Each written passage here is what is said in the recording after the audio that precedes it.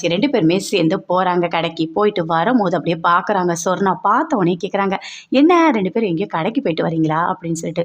"ஆமா, அவங்க ரொம்ப கஷ்டப்படுறீங்களாமே! உங்க மருமகள ஏதோ தொழிலுக்குலாம் அனுப்பி, அதில வர வருமானத்தில தான் வாழ்ந்துட்டு இருக்கீங்களா?" "ஐயய்யோ! தொழில்லாம் நான் வேற எதுவும் சொல்லல. ஆட்டோ ஓட்டுறாங்களாமே!" அப்படின்னு சொல்லிட்டு சொர்ணா ரொம்ப திமிரா பேசுறாங்க. "இங்க பாரு, நானும் உன்கிட்ட எவ்வளவோ பொறுமையா போயிருக்கேன். நீ எதுக்கு தேவையில்லாதெல்லாம் பேசிட்டு இருக்க?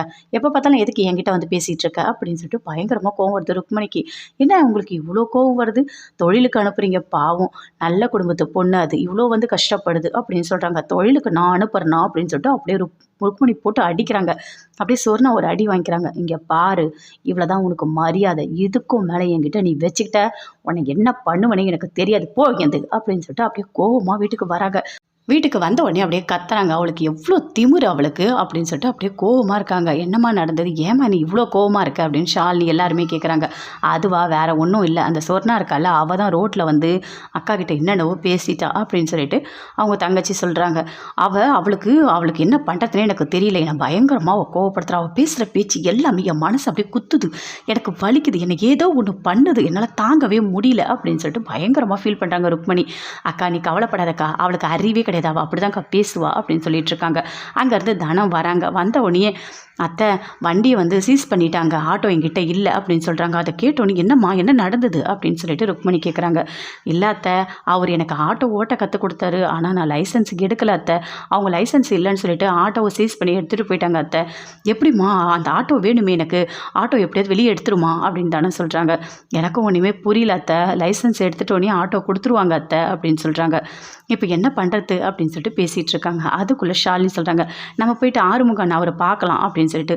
"ஆமாம்மா, நீ போய் பாரு. அவருக்கு எல்லாமே தெரியும்" அப்படின்னு சொல்கிறாங்க. "சரி, நான் போயிட்டு வரேன். வா ஷாலினி போகலாம்" அப்படின்னு சொல்லிட்டு அங்கேருந்து தனம் போகிறாங்க.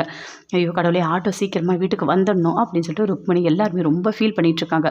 சொர்ணா வீட்டுக்கு போகிறாங்க. வீட்டுக்கு போனோடனே அப்படியே உட்காந்து கத்துறாங்க. எவ்வளோ தைரியம் இருந்தா அந்த ருக்மணி என்னை தவடையில் அடிச்சிருப்பா. அவளுக்கு எவ்வளோ தைரியம் அவளுக்கு அப்படின்னு சொல்லிட்டு அப்படியே பேசிகிட்டு இருக்காங்க.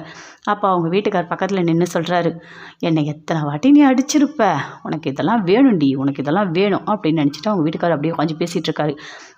புள்ள செத்து போயிட்டான். அப்போ கூட மருமக சம்பாதிச்சு கொடுக்கறதுல சாப்பிட்டுட்டு இருக்கா. அவளுக்கு எவ்வளோ திமிரு! என் மேலேயே கை வச்சிட்டியா? இரு, உன்னை என்ன பண்ணுறேன்னு பாரு.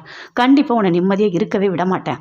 உங்கள் நிம்மதியை கெடுக்கறதா எனக்கு வேலையே. உங்களை என்ன பண்ணுறேன்னு பாரு அப்படின்னு சொல்லிட்டு சொன்னா பயங்கர டென்ஷனாக அப்படியே யோசிச்சுட்டு இருக்காங்க. அங்கேருந்து போகிறாங்க. போயிட்டு எப்படியாவது லைசன்ஸை வாங்கிடணும் அப்படின்னு சொல்லிட்டு யோசிச்சுட்டே போகிறாங்க. தனம் வீட்டில் அப்படியே டென்ஷனாக இருக்காங்க. பயங்கரமாக கோவம் வருது. அந்த சொர்ணா சொன்ன எல்லாத்தையுமே நினச்சி பார்த்துட்டு உட்காந்துட்டு இருக்காங்க. அவளுக்கு எவ்வளோ தைரியம் இருந்தால் தொழிலுக்கு அனுப்புவான்னு சொல்லுவா. அவள் வாயை உடைக்காமல் விட்டுட்டனே அப்படின்னு சொல்லிட்டு இருக்காங்க. "அக்கா நீ வேறக்கா, அவளை ஏற்கனவே தவடையில் அடித்து வச்சிருக்கா. அவள் ஏற்கனவே காண்டு பிடிச்சவ, திமிர் பிடிச்சவ. இன்னும் என்னென்ன பண்ணுவாளோ தெரியல. அவகிட்ட போகாதக்கா, அவள் அப்படிதான்க்கா" அப்படின்னு சொல்கிறாங்க அவங்க தங்கச்சி. "அவள் அப்படின்னா என்ன பேசினாலும் கேட்டுட்டு இருப்பாங்கன்னு நினைப்பா என்ன?" அப்படின்னு சொல்லிட்டு ருக்மிணி சொல்கிறாங்க. "அவளுக்கு எவ்வளோ தைரியம்! என் மருமகளை பற்றி பேசிகிட்டு இருக்கா. அது மட்டும் கிடையாது, இதுக்கு முன்னாடி என் பிள்ளைய பற்றியும் தப்பாக பேசிகிட்டு இருந்தா. அவள் இனிமேல் பேசட்டும், அவள் வாயை உடச்சி அனுப்புகிறேன்" அப்படின்னு சொல்லிட்டு ருக்மிணி பயங்கர கோவமாக சொர்ணாவை பற்றி திட்டிகிட்டு இருக்காங்க வீட்டில் இருந்துட்டு.